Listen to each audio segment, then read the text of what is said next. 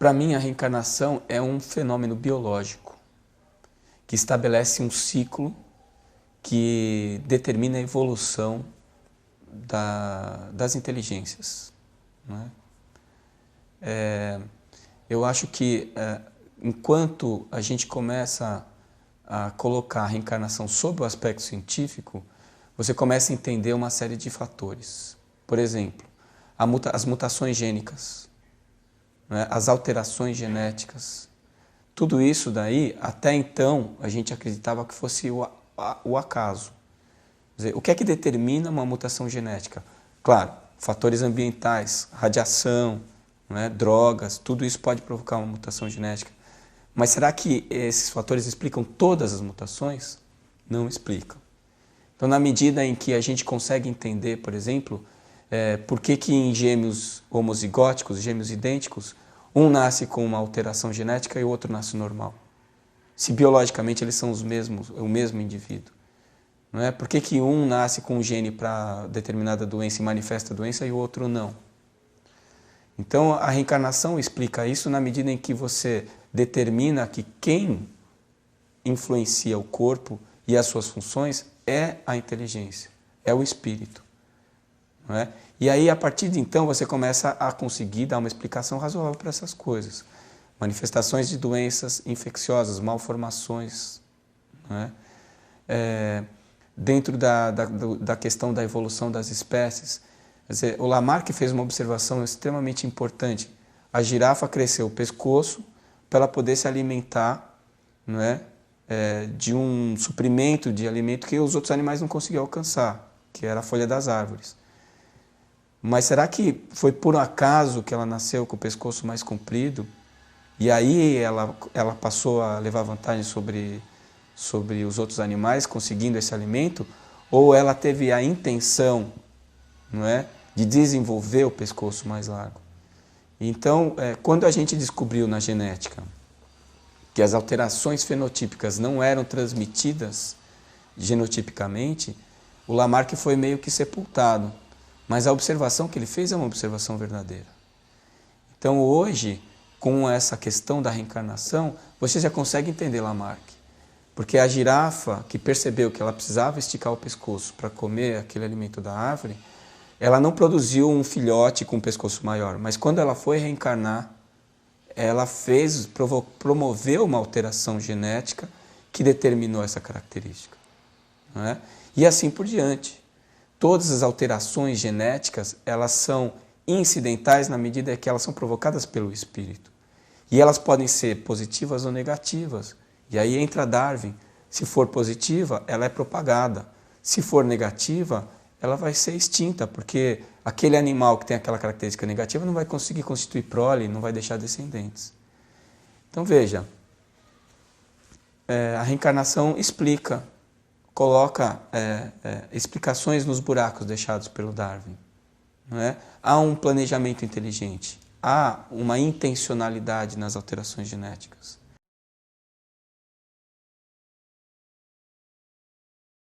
O Dr. Nuber é um pioneiro, né?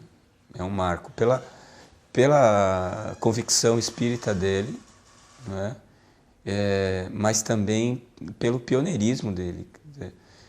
Um livre docente de uma universidade, uma das mais importantes do Brasil, como a Unicamp, e ele se colocar claramente como espírita, eu acho que ele prestou um serviço incomensurável para o movimento espírita. Eu acho que a gente está começando a se dar conta agora de que a grande notícia que a ciência trouxe no final desse milênio foi aquilo que ela não disse. Não é? Porque desde o início do materialismo, a gente sempre teve muitas portas para serem abertas. Cada novo passo que a ciência dava, ela respondia uma pergunta e formulava mais 4 ou 5 outras perguntas. Não é? Dava uma resposta e formulava mais 4 ou 5 perguntas. E assim a gente vem caminhando. Só que agora a gente chegou num momento em que não tem mais isso. Não é? A genética, por exemplo, a gente já conhece os genes, já conhece a consistência, a constituição dos genes, não é? As bases nitrogenadas. A gente já está entendendo como esses genes se interrelacionam e como eles funcionam na biologia molecular. E a gente não conseguiu responder as perguntas. O que é vida? Não é? A gente não consegue entender ainda a evolução das espécies de uma maneira completa. O Darwin estabeleceu uma espinha dorsal, mas ele mesmo avisou que existiam lacunas que precisam ser preenchidas. Essas lacunas a genética materialista não conseguiu preencher. E elas ainda precisam ser preenchidas. Não é? A relação entre mente e cérebro. Quer dizer, a gente já entende o funcionamento do cérebro de uma maneira bastante complexa e a gente não consegue explicar neurofisiologicamente a imaginação, não é? A formação da emoção, os distúrbios psicológicos. Então, o que a ciência não conseguiu dizer até agora, eu acho que é o grande grito para a transformação da ciência para esse próximo milênio. Então, eu sempre lembro da frase do Albert Einstein, que disse que o materialismo ia acabar por falta de matéria. Pois é isso mesmo que ele queria dizer. Não é? Hoje a gente está estudando o espaço interatômico do DNA e não consegue explicar a vida. Hoje a gente consegue entender, através desses aparelhos de ressonância magnética, de neuroanatomia funcional. Não é? São aparelhos de neuroanatomia funcional, que são aparelhos que conseguem demonstrar, criar imagens do cérebro humano funcionando. Quer dizer, isso foi um avanço enorme para a neurofisiologia. A gente começa a entender cada estrutura cerebral, como é que ela se comporta em determinadas tarefas ou funções neurológicas. E cada vez que a gente estuda mais, menos fica coerente você admitir que a mente é uma secreção do cérebro. Se impõe mais a teoria de que cérebro e mente são duas coisas separadas. E isso também é fundamental, porque na medida em que a gente admite que a mente não depende do cérebro para existir, então a mente já existia antes dele e vai continuar existindo depois desse cérebro. Então, por lógica, né, se existe uma lei biológica que possibilita a essa mente, que a gente pode chamar de espírito, de princípio inteligente, de mente, de psique, pode dar o nome que a gente quiser, mas essa porção que é a nossa essência, se ela já existia antes do nosso cérebro, se ela foi capaz de construir um cérebro e se manifestar através dele por um período de tempo, e depois ela se desconecta dele, ela obviamente vai ter possibilidade de refazer esse tipo de relação. Não é? Esse princípio inteligente, essa mente, ela num determinado momento mais à frente, ela vai ser capaz de reconstituir um novo cérebro, para ela se manifestar de novo fisicamente. Então veja que no momento em que a gente começa a perceber que cérebro e mente são duas entidades e que a dependência não é da mente em relação ao cérebro, mas do cérebro em relação à mente, então nesse momento a gente está estabelecendo o conceito de reencarnação como lei biológica. Então eu acho que assim, pesquisas, quais são as pesquisas que estão comprovando o espírito hoje? As pesquisas do Dr. Ian Stevenson, lembranças de vidas passadas, marcas de nascenças relacionadas a lembranças de vidas passadas, a terapia regressiva de vidas passadas sob a análise da tomografia por emissão de pósitrons, né, da neuroanatomia funcional, a própria genética, né, na medida em que o nosso genoma, o número de genes que nós temos é insuficiente para explicar a complexidade humana diante de outros animais menos evoluídos. A gente imaginava que ia ter 100 mil genes, nós temos 25 mil. Na última contagem, imaginava-se 40, foi para 30, a contagem final mediu 25 mil genes. Ou seja, estamos perto do macaco. O macaco é menos de 1% de diferença do chimpanzé para o ser humano. Menos de 1%, geneticamente falando. Não é? E outras coisas que a biologia está trazendo. Hoje a gente sabe muito bem como funciona a produção de proteínas de uma célula. E hoje já se sabe o mecanismo molecular de produção dessas proteínas. Existem genes reguladores que fazem outros genes produtores produzirem o RNA mensageiro que vai decodificar a proteína no citoplasma. Agora, esses genes reguladores, eles são capazes de fazer um mesmo gene produtor, em determinado momento produzir uma proteína A, num outro momento produzir a proteína B. Aí a pergunta é, por que que aquele gene, num determinado momento, estabeleceu a produção de uma proteína e num outro, uma outra proteína? Qual é o mecanismo intrínseco desse gene que faz ele escolher qual proteína ele vai produzir naquele momento? Não é? E essa resposta não está no gene, porque o gene é uma combinação de 4 bases nitrogenadas, né? É o ATCG. Isso que muda é quem comanda o aparelho, né? Quem está dirigindo aquele aparelho biológico. Então você veja, se você pegar um homem e um macaco, um chimpanzé, os nossos genes têm uma diferença menor que 1%, em compensação, o cérebro humano produz o dobro de neurotransmissores do que o do chimpanzé.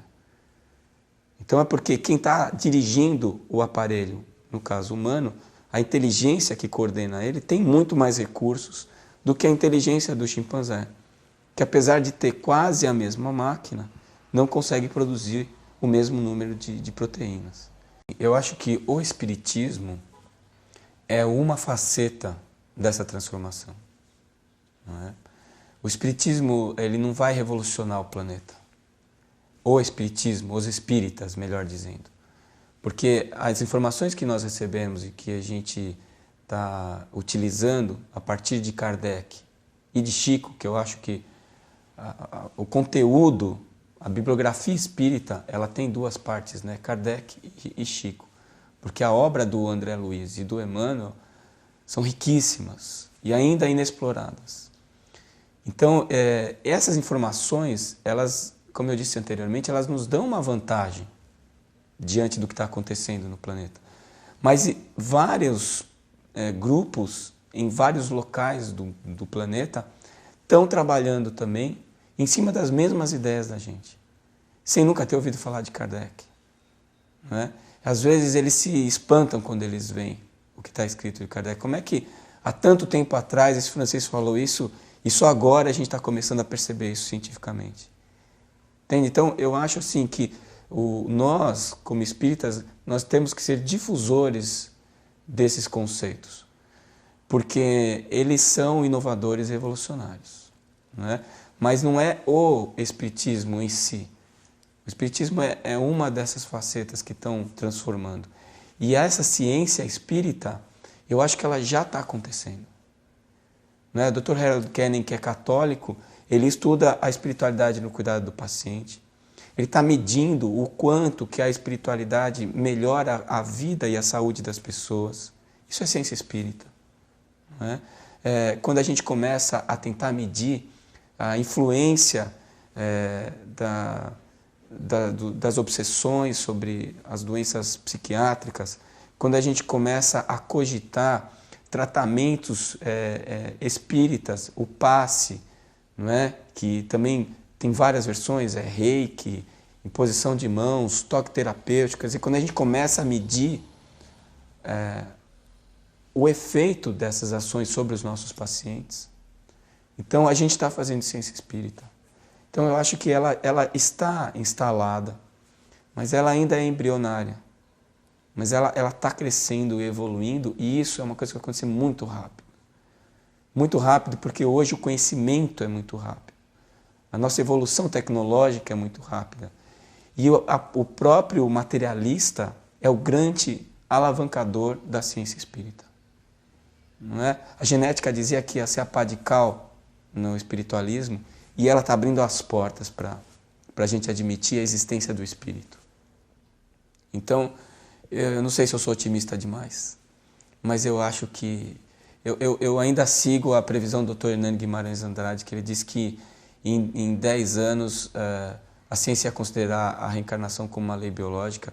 Eu acho que é isso. Eu acho que não vai passar disso mesmo. Acho que mais 10 anos a gente está falando disso já. Eu tenho espaço para falar disso na universidade onde eu leciono. Eu tenho uma disciplina em gerontologia chamada Envelhecimento e Espiritualidade.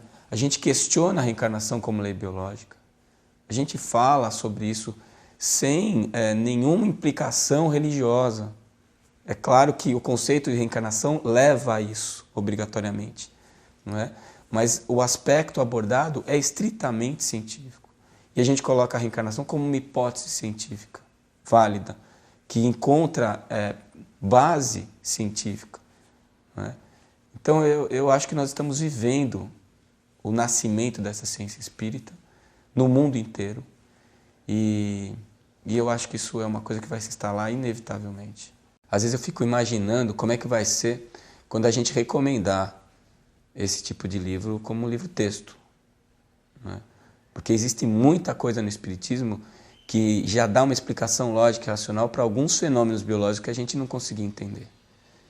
Então hoje, no mínimo, né, o Espírito é uma hipótese científica válida.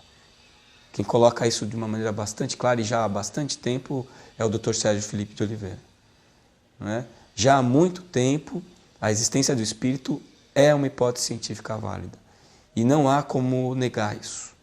É claro que a gente, em termos de ciência estabelecida, a gente não consegue colocar como verdade científica uma série de elementos e de valores, mas isso é uma questão de tempo. O que está acontecendo hoje, claramente, é o esgotamento do paradigma materialista. Isso é uma coisa clara. Se você vai fazer uma pesquisa e ver a quantidade de trabalhos científicos que é produzido hoje na medicina e a porcentagem de trabalhos que está estudando a questão da espiritualidade, então você percebe claramente que o crescimento é exponencial e que isso é uma coisa que já está se estabelecendo claramente. Na física, então, nem se fala. A física já está nessa fase há muito mais tempo do que a biologia e a medicina.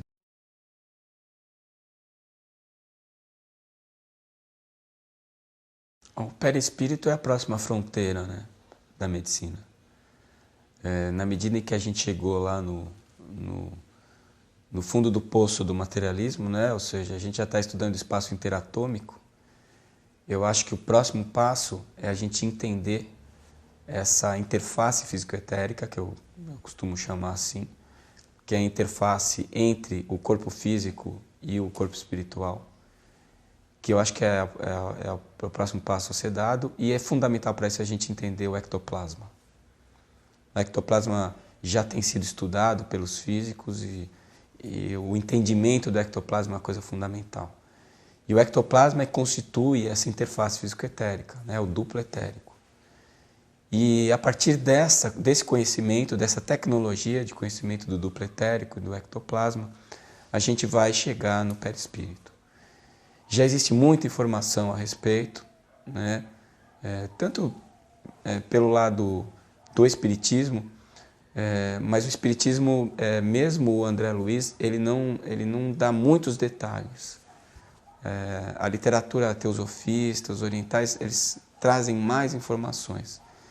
Mas há ainda algumas meio conflitantes, confusas, mas eu acho que é aí que está a fonte, o ponto de partida.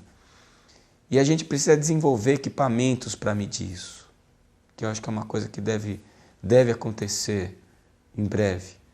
Eu acho que o Hernani está para a ciência espírita como o Chico está para a mediunidade e para a parte doutrinária. Ele transformou em trabalhos científicos, em discussão acadêmica, as coisas que ele acreditava. E eu acho que ele é fundamental e vai ser cada vez mais na medida em que a gente vai estudando as coisas que ele deixou. O fato dele ter feito pesquisa não significa que tudo que ele colocou ali tenha que ser verdadeiro. Porque verdadeiro é o trabalho que ele produziu. E um cientista, quando ele experimenta colocando de uma maneira clara o que ele pretende. Um trabalho científico, ele é construído para negar uma hipótese, não para afirmar que ela existe. Então, as verdades científicas, elas são construídas com o tempo, na medida em que você vai obtendo resultados de vários experimentos em vários lugares com vários pesquisadores. E o Dr. Hernani foi um pesquisador sério, respeitado pelo trabalho que ele produziu e que fez ciência espírita de qualidade, numa época que ninguém pensava em fazer isso. O Dr. Banerjee, ele foi também o pioneiro dentro da lembranças de vidas passadas. Ele foi o primeiro a começar a fazer um estudo científico sério com aquelas crianças que se lembravam e que afirmavam ser reencarnação de outras pessoas. O Dr. Banerjee era hindu, mas ele era erradicado nos Estados Unidos, trabalhou e desencarnou lá. Mas o Dr. Ian Stevenson foi quem estabeleceu esse conceito cientificamente. Apesar dele ser ainda um cientista muito pouco valorizado, né, lá nos Estados Unidos, por causa da natureza do trabalho científico dele, ele vai entrar para a história da ciência. Porque o trabalho que ele fez, e ele publicou numa monografia chamada Reincarnation and Biology, são 2 volumes, com todo o estudo que ele fez, não é? E um estudo de um rigor científico muito grande. Então, ele colocou de uma maneira clara e ele mostrou de uma maneira científica e clara que a reencarnação é uma lei biológica. E foi, inclusive, auxiliado por Dr. Hernani Guimarães. Um dos casos da estatística dele foi colhido aqui em Santos. O Dr. Hernani veio, esteve aqui, fez o trabalho, depois chamou o Dr. Ian Stevenson e juntos eles escolheram esse estudo aqui. E depois o Dr. Ian Stevenson ainda deu um passo à frente do Dr. Banerjee, porque ele pegou esses casos de lembranças de vidas passadas e associou isso com marcas de nascença ou malformação congênita. A ciência nunca conseguiu explicar as marcas de nascença e explica a minoria das malformações congênitas. Os mecanismos fisiológicos, ou melhor dizendo, fisiopatológicos das malformações, é ainda uma incógnita para a ciência clássica. E o Dr. Ian Stevenson trouxe uma hipótese bastante razoável e ele fez trabalhos que correlacionam essas marcas de nascença, essas malformações, com experiências dessa inteligência em um outro corpo físico. E a consequência disso é que ele mostra como que a inteligência ela é determinante sobre o corpo físico, como ela determina a forma e o funcionamento desse corpo físico. Isso é revolucionário para a medicina, né? Porque a partir disso você começa a inverter o raciocínio fisiopatológico, ou seja, a doença ela não vem de fora para dentro, ela é de dentro para fora. Se eu, como inteligência, como espírito, eu sou capaz de gerar malformações ou marcas de nascença no meu corpo biológico, então eu sou capaz de produzir doença e sou capaz de produzir cura também. Então o que existe ao nosso redor são fatores desencadeantes. Mas a doença, ela é de nossa própria responsabilidade. E isso é fundamental para a saúde humana, não é? O entendimento disso é fundamental para a saúde humana. Eu acho que nós somos privilegiados de ter esses 2 espíritos encarnados aqui, né? O Chico e o Hernani. Como a gente é privilegiado de ter outros tantos, doutora Marlene Nobre, o doutor Nubo Facuri, o Sérgio Felipe de Oliveira. Nossa, tem tanta gente aí que está produzindo conhecimento científico, está conectando conhecimento científico e de mãos vazias, né? Porque a gente não tem o tomógrafo para emissão de pósitrons, a gente não consegue o financiamento, o equipamento para fazer as medidas, não é? A gente tem um programa, um projeto de alterações fisiológicas da mediunidade aqui na AME Santos e a gente tem um apoio muito grande da Universidade de Santa Cecília, onde eu dou aula, e nem assim a gente conseguiu fazer andar esse projeto, né? Com medidas simples. E ainda assim o brasileiro consegue produzir conhecimento, ou pelo menos levantar hipóteses para serem discutidas, né?